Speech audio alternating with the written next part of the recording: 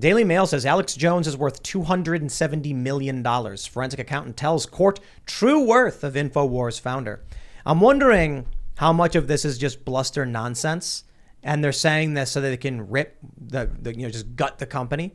Because if you come out and you say he makes $800,000 a day, which was like one day, it was like 2 days or something like that, and then you claim he's worth $270 million, you justify a massive hit. Settlement, right, of course. Yeah, right. Or judgment, yeah. And then what if it turns out he actually just doesn't have anything? I mean, because I wouldn't be surprised. I guess he's divorced, he's an ex-wife or something like that. Well, and why would he keep $270 million sitting in his bank account? Well, I mean, when a forensic accountant says something is worth something, what they mean is the sale price, right. Like the best market price. I just built a company that's worth, I don't know, actually I know exactly what it's worth. It's worth a lot, not $270 million, but let's say the company is worth, I don't know, $60 million, right? That means that's the sale price. We're not making $60 million a year, even top line. Right? It's $60 million is the cost of the asset, not the value it produces. I'd love to see the financials. I'd be shocked if someone said he's doing $60 million a year now. He was doing 180 pre-ban from YouTube and everything, right? Pre-deplatforming. Yeah. So 60 would make sense. That's 60% down. The guy apparently says that he says records show that Jones withdrew $62 million for himself in 2021. When default judgments were issued in lawsuits against him. They said he was also funneling $11,000 a day into one of his shell companies after he was alleged to have defamed parents and victims of Sandy Hook. I don't know, man. They say apparently this guy is saying that he rakes in about $70 million a year from InfoWars. The question is that revenue or profit? It's got to be top line. There's no way that's profit. Of course, they're going for the bigger number. Right, of course. Yeah, so if 70 is the top line, and it depends how he structures his company, right? If most of that money is on supplements, right? That's the presumption, is that the vast majority of that is supplement sales. Well, so the question is how... Now, if he has some deal with an external company, he may only be taking 20, 30% of that, And so if it's... I'm going to totally make up numbers. If it's $50 million from supplement sales, his cut may only be 20%. They brought this up in the trial. They said that Jones testified his profit margin was 20 to 40%. Makes sense. And then they said in a text message, someone said a 70% profit. And he's like, well, that's not correct. Well, on the media company, though, maybe. Right? You run a media company. You can run a media company. Once you get some scale, you can run that pretty profitably, right? YouTube's a crazy business, man. If you spend money one time on a camera, right, and then start working, it can be 95, 100% profit. Exactly, right. So it depends. He could be 70% on his subscription model, right? Yeah. But then the supplements, it all depends. I doubt he's running a supplement company. He's probably got partners. In fact, I could probably figure out who his partners are. I'm pretty sure he has 3 companies. Right. I could be wrong.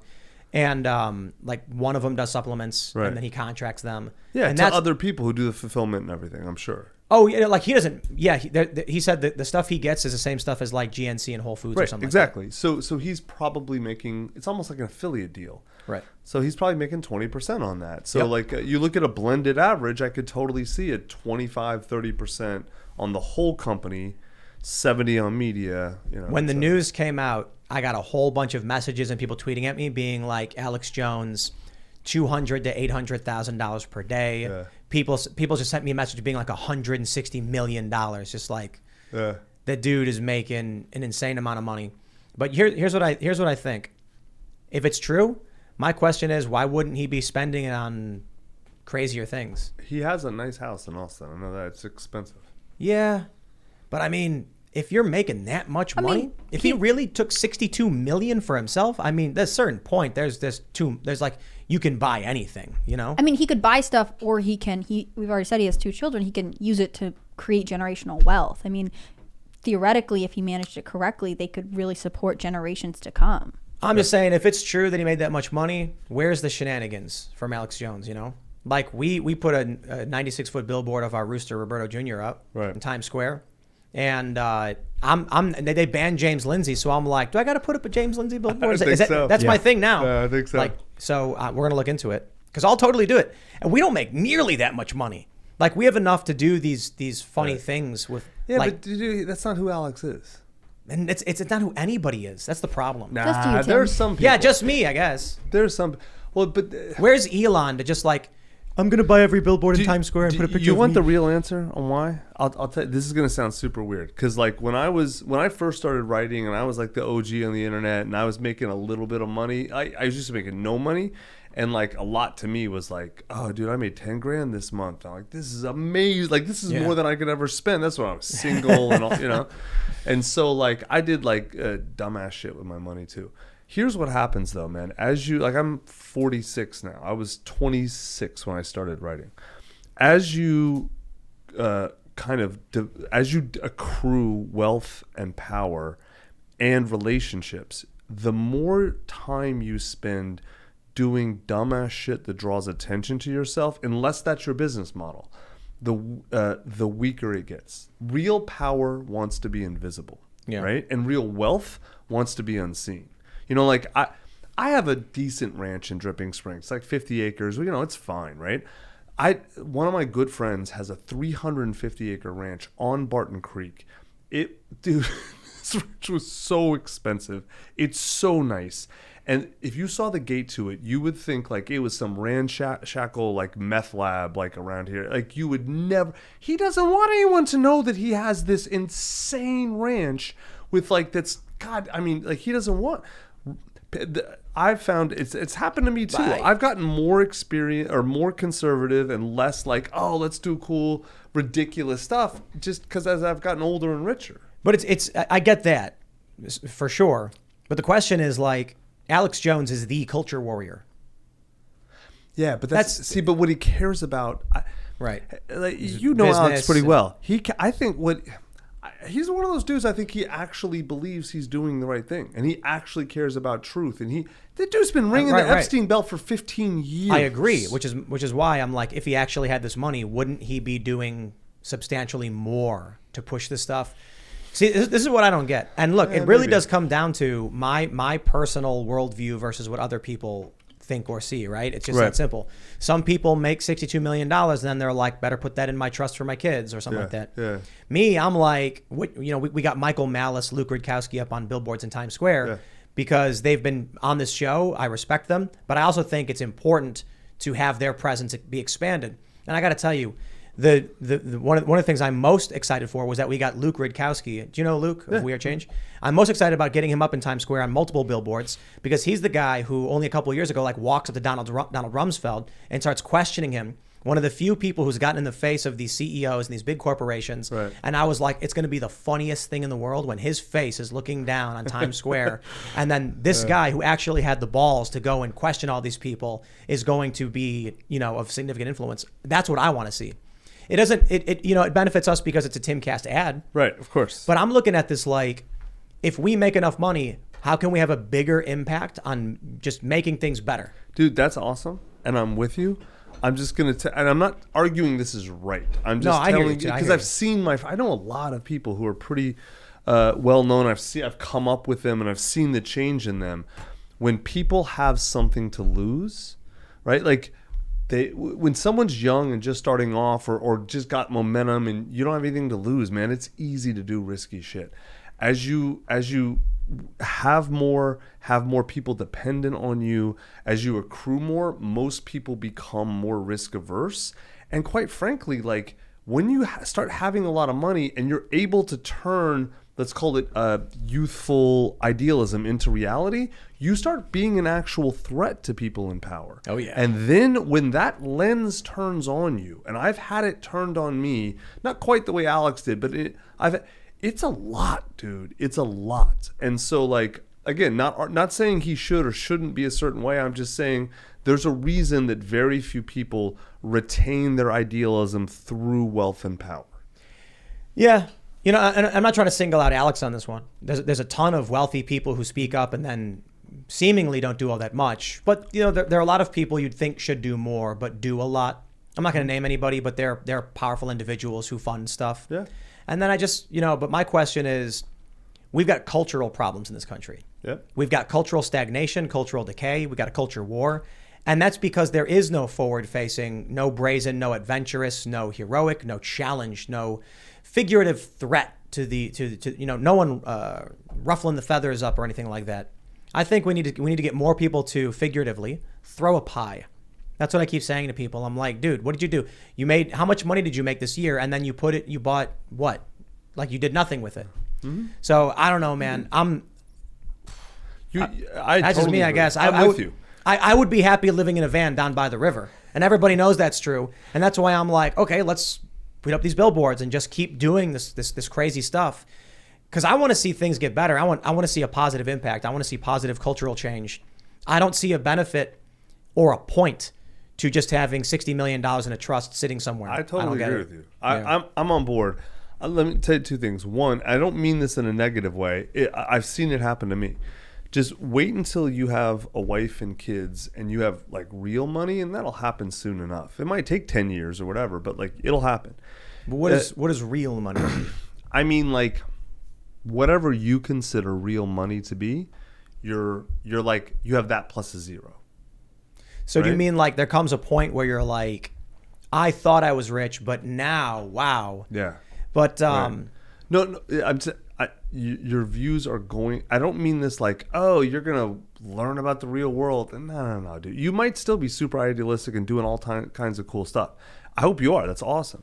Just understand, like it's very easy from a certain position to say, well, that person in that position should be doing that. They have all kinds of forces working on them that are almost impossible to imagine until you get there. And I'm telling you, someone who started with nothing and went through all these phases. You know, I just kind of feel like it's at every step of the way. You know, I'll tell you this story. I remember watching a video about climate change activists or something. They went to like an oil executive's house. Yeah. And then they were protesting, and right. and then he comes out. Right. And he sits down with them, and he was like, say it all. Yeah. And then they started yelling at him, and he just sat and listened. And then they were like, what do you have to say for yourself? And he's like, I completely agree with everything you said. Like, we're trying to figure this out. And then he rebutted with 100 plus million people, 200 million people driving cars every day, and they're telling us we have to do this. And so we're trying to figure out how do we be better stewards of the earth when you have 200 million people who are making demands. And if you stop producing the oil, then the government comes in and says, why did you stop? People are screaming at us and demanding you do it.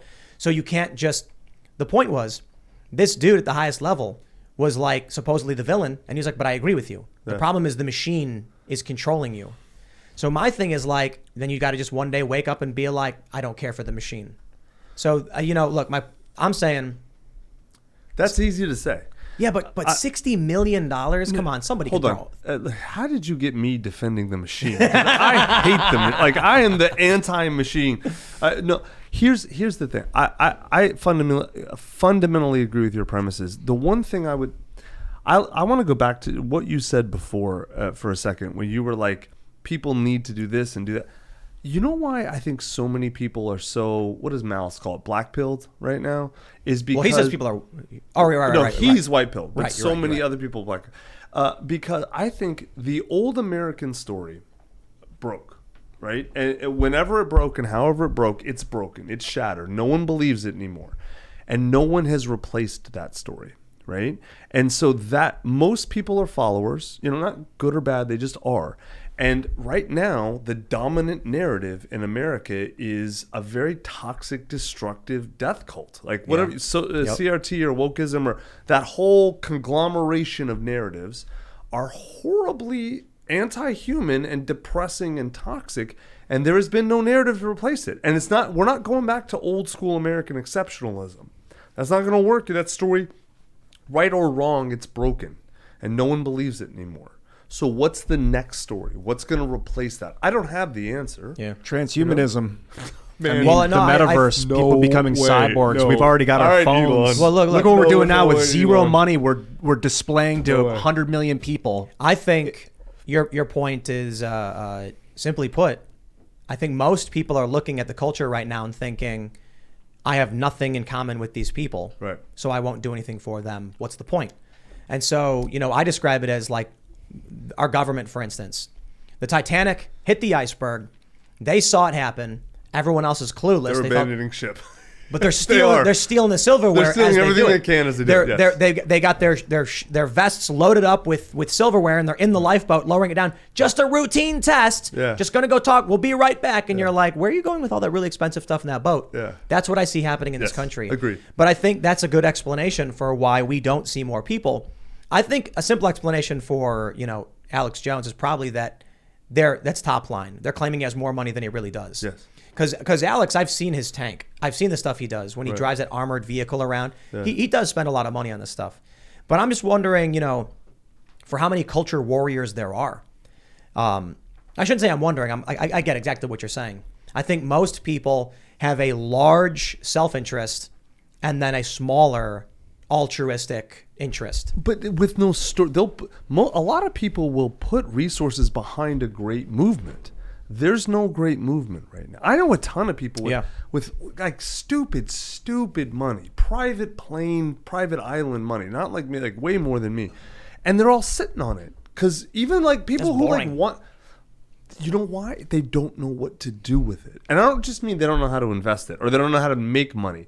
Because there's plenty that just care about making money, right? But the ones who want to do the right thing, who would love to back the next thing or help, I know they don't know what to do. I know you are correct because I have seen very wealthy people talk about these issues and they are clueless as to what's causing it. Utterly. Well, and I used to be a fundraiser. Like I remember when you would get people who would come in and say like, I want to do something and I'm not sure. And they are very susceptible to whoever messages them. I mean, that's what a major gift officer for a nonprofit or a school does. They court people who need direction on how to donate their money. A really good example, I think, is look at all of the Twitter alternatives that exist.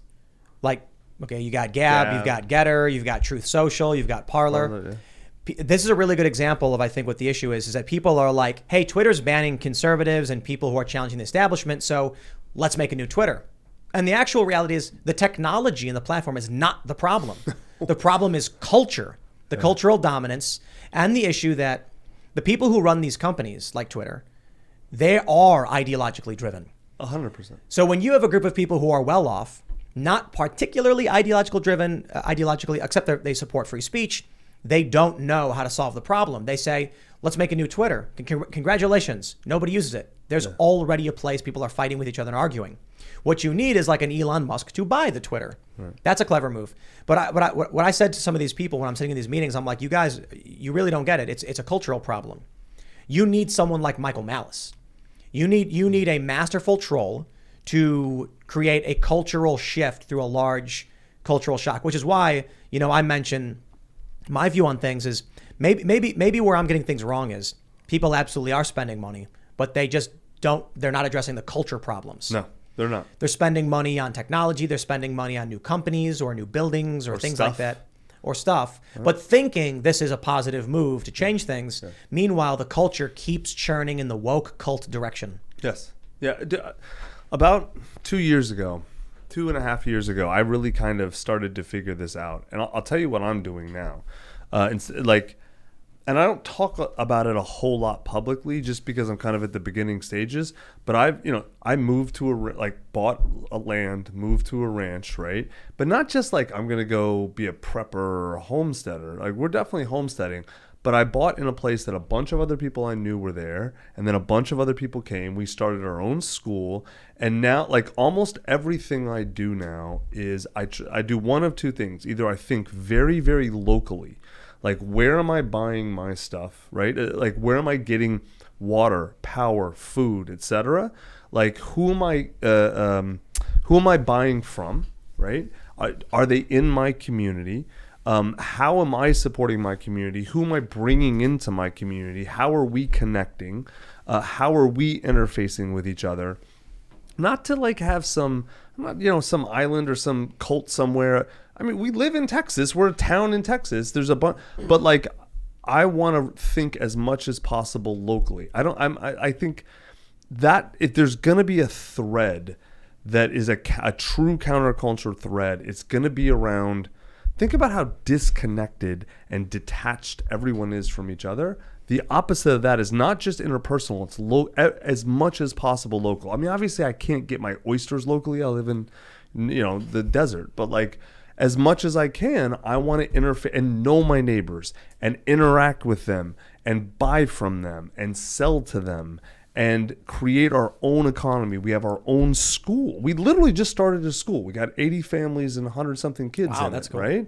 Like it just, I mean, because who wants it? Public schools are a disaster. Yeah. You know, like who wants to send their kids to, yeah, I don't even want to get you blocked on YouTube, but to public schools now, right? Like, and so that idea has just started on some with a lot of people. I think that's going to be one of the main ideas, but not the only one. You know, I don't know what it's. If I knew, I'd be shouting it from the roof. Thanks for checking out this segment from the Timcast IRL podcast. But if you want to check out the full show live, tune in Monday through Friday at 8 p.m. And if you want more special access content, head over to timcast.com and become a member. Your membership helps sustain this company, keep our journalists employed, makes this show happen, and you will get access to exclusive members-only segments of the Timcast IRL podcast, and there's a massive library to check out. So again, go to timcast.com or tune in Monday through Friday at 8 p.m., and we'll see you all there.